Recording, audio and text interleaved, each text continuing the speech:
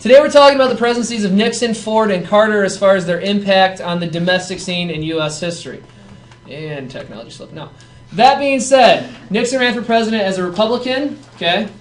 First and foremost, you've got to identify his political allegiance. Okay. Promise a he'll end the war in Vietnam. That is his major go-to. Okay, his major advertising point. The previous presidents since the inception of the Vietnam War have not been able to do so. So if you have a person that is promising you to do this, it at least grasps the attention of the populace. Whether or not it'll happen, that's history, and we're going to study it. Okay, he appeals to the silent majority, meaning the people who are enfranchised in politics but don't necessarily feel like they have the ability to participate. Many of which are your Southern Democrats, okay, who are opposed to big government and cultural and social direction of the country. Now, those are big because we're familiar with the hippies, correct? Okay? These are the people that they're more conservative in the South, and this is where you can start to see that transcend from the Democratic South to it being more of a Republican South. Now, does anyone know the nickname of the Southern area? The Southern state. The Bible Belt. Absolutely. Write that down. Okay? Which there's nothing wrong with that titling. It's just they're known that for their heavy emphasis on Christianity and Christian doctrine. Nothing wrong with that at all, but that gives you slight insight on how certain issues will be readily accepted within the South. His cabinet, okay, now this again should be appear right in line with what we have here and who he's trying to appeal to. Pro-business, conservative, white Christian males. Okay? That's a heavy icon of how he will operate politically.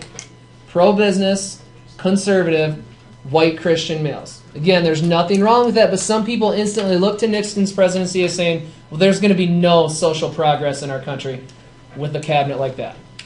Okay? That's his cabinet, though. He enters the White House January 1969 facing severe economic problems. Now, that's going to be something you're going to see with the next several presidents. Economic problems. Okay? The cost of Johnson's Great Society. We're also going to add in here the New Deal and the Fair Deal as well. Okay, as well as the war in Vietnam. So we have a two-front economic war, which for many presidents ultimately results in failure, just like Germany in World War I and World War II. You're fighting costs domestically and as far as foreign conflict. How does one go about managing this? He tries to cut government spending. Okay, reducing personal income taxes, all of which sound excellent on paper, but it's the application. So he tries a 90-day wage and price freeze. Does nothing.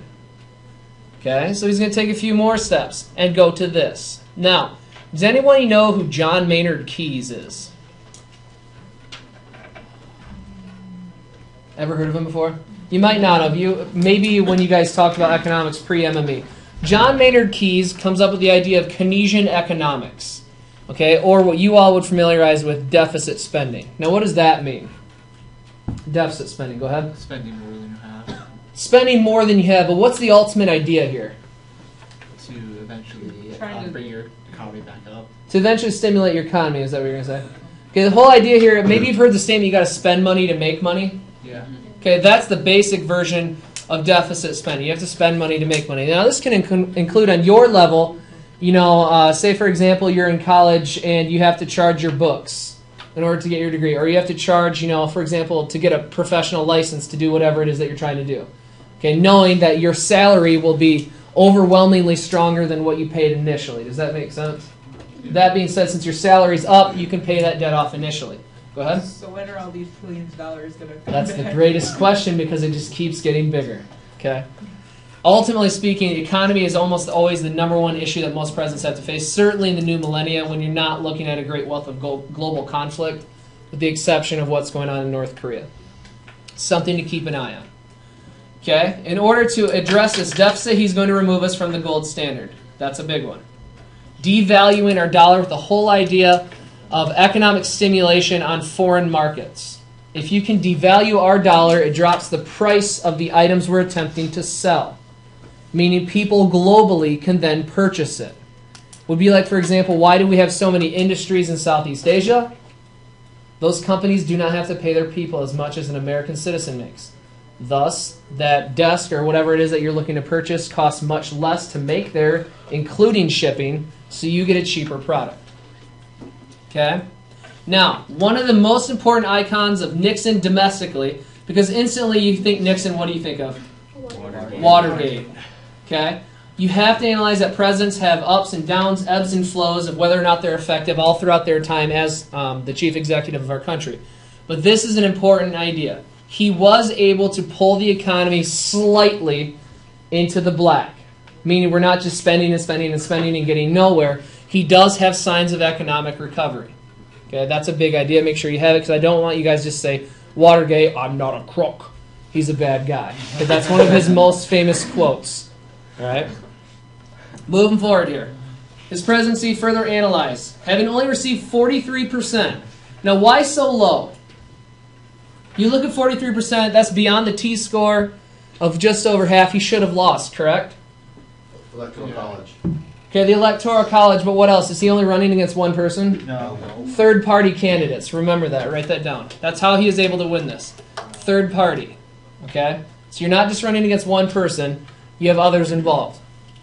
Okay? Still looking to get to the silent majority involved. Southern votes discontented Democrats, domestic and foreign affair policy. So how do we handle this? Okay? He tries to show attempted slow integration, nominated 2 conservative Southerners to the Supreme Court, blocked by Congress. So you need to have down here, once the pen comes back, rocky experience with Congress.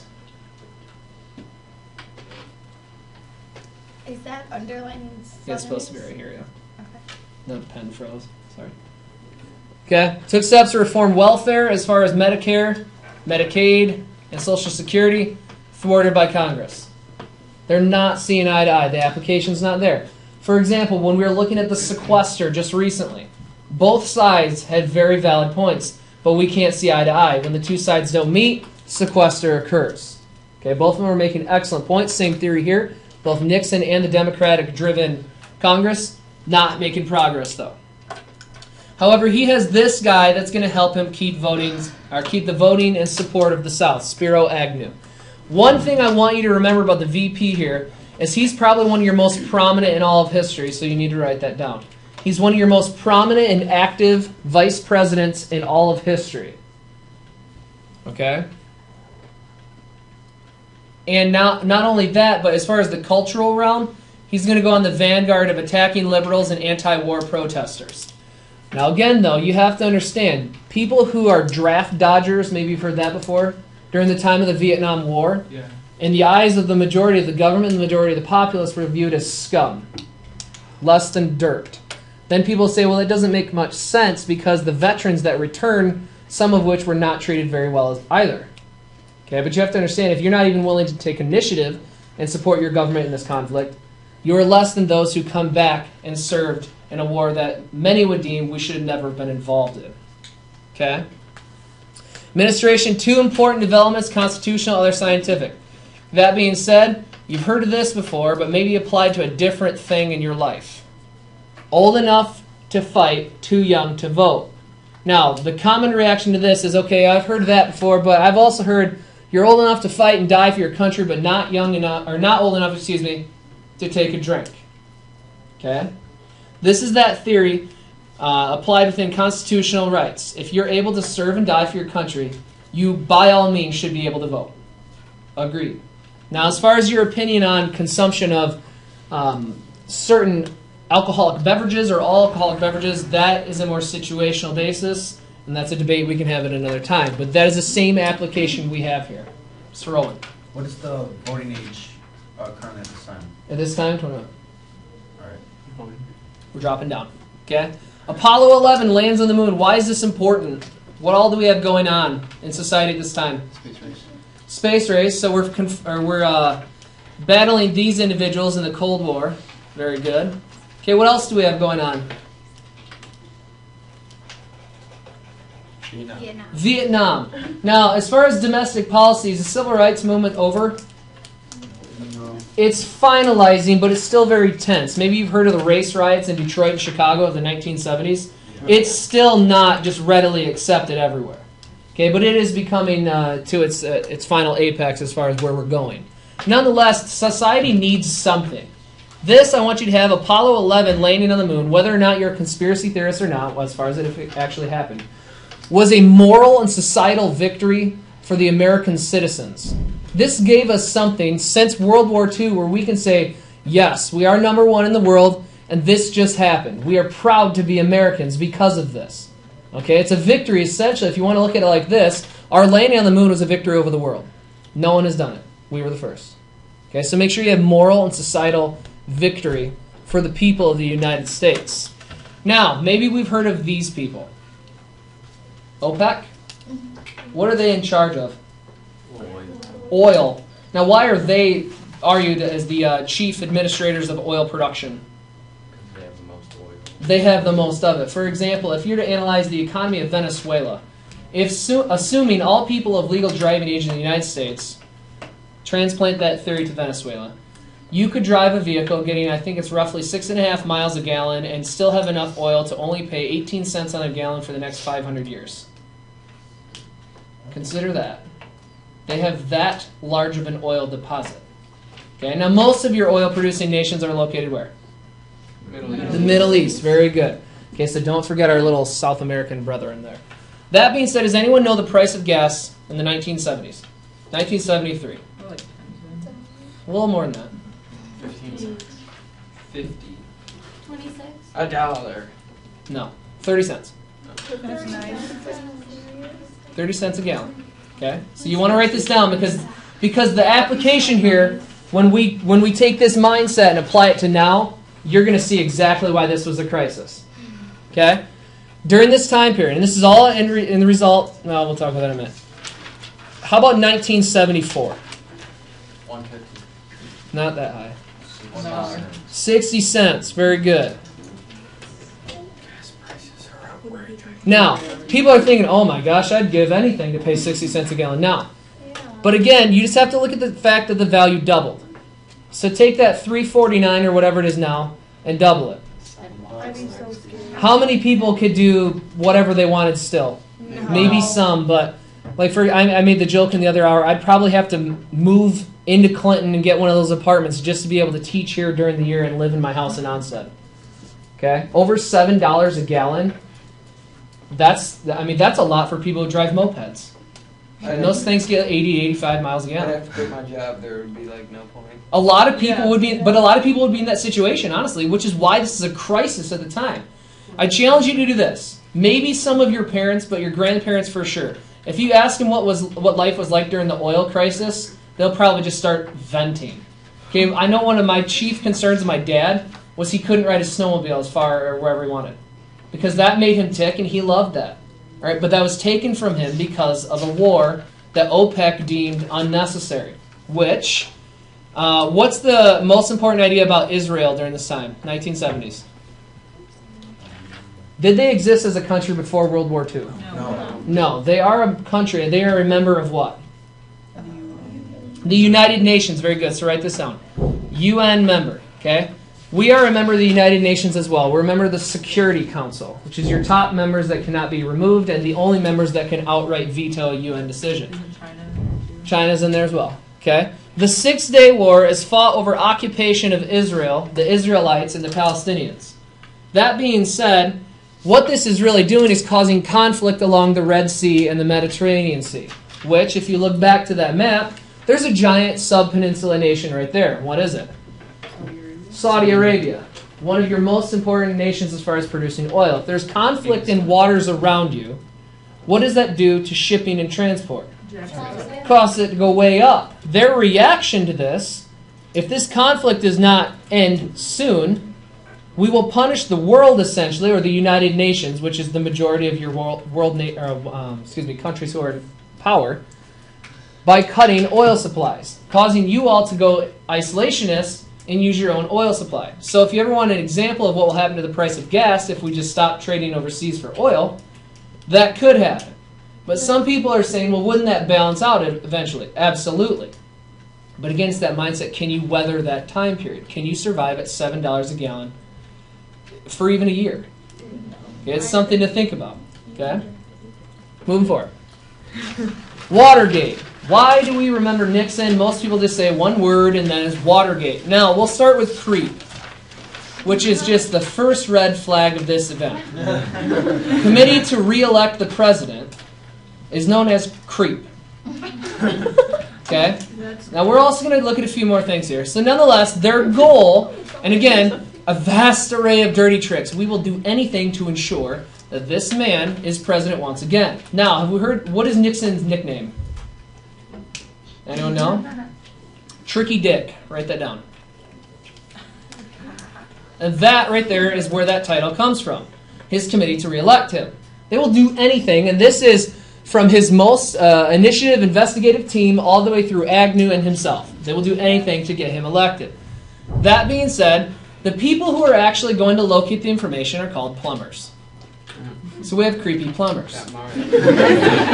Seriously, it's funny, but if you want to think of it, so we have creepy plumbers working with Nixon now. Now, why do you think they're called plumbers? Say it again. The crap. Literally. Because they Like the dirty part. They traveled through tunnels and saved Princess Peach. No reference to Super Mario here. They do the dirty.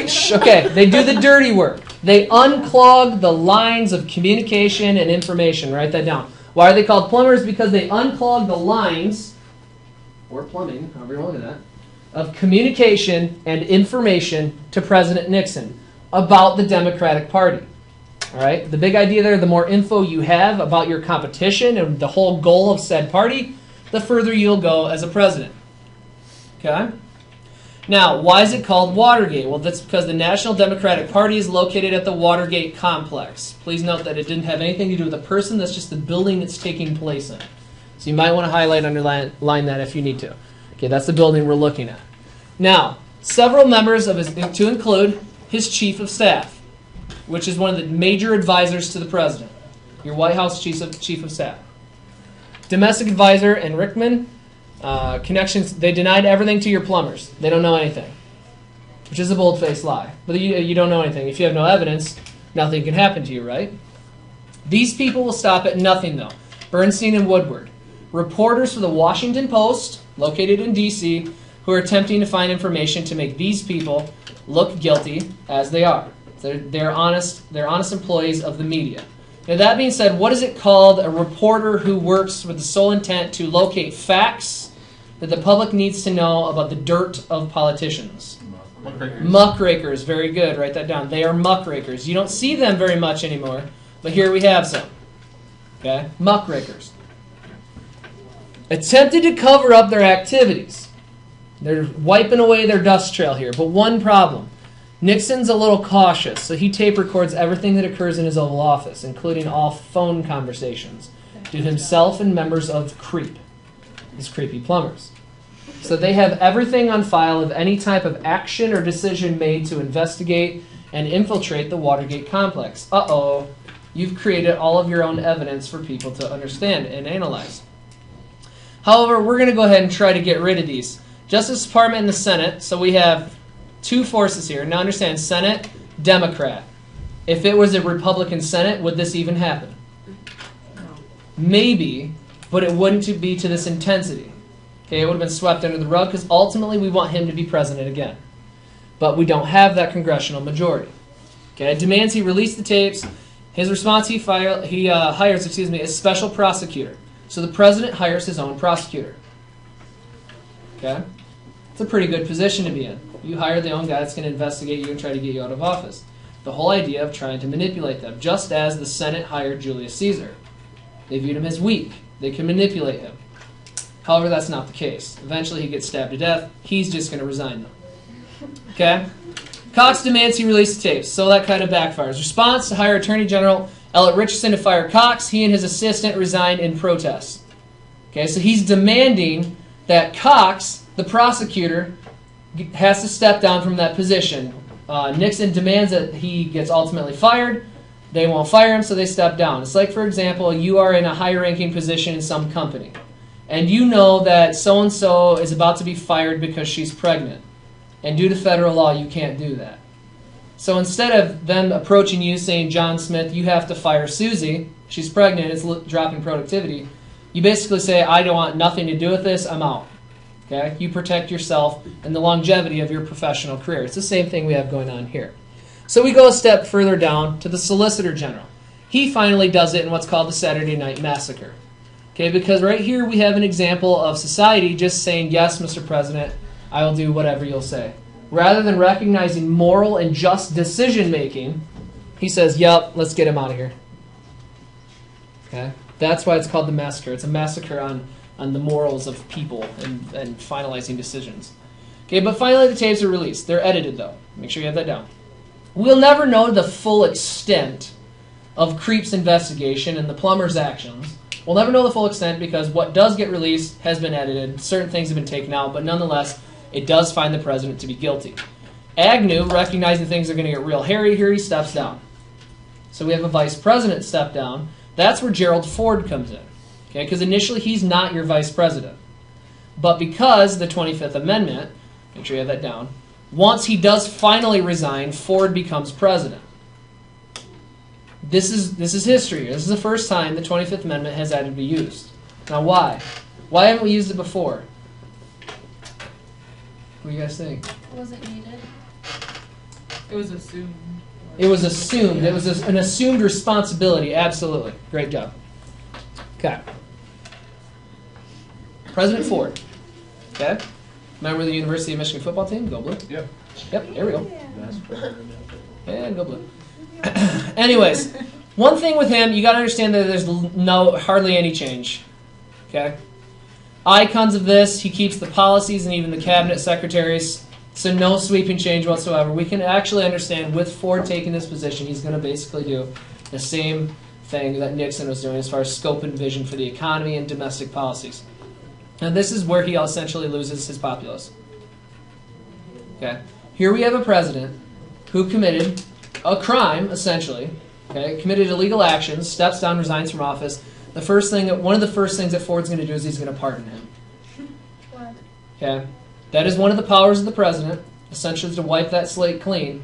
But at the same time, if you truly wanted to send a message of absolute change and a new direction for society, why in the world would you have done that? Because he appointed him. Because he was appointed, absolutely. He takes it over for Agnew.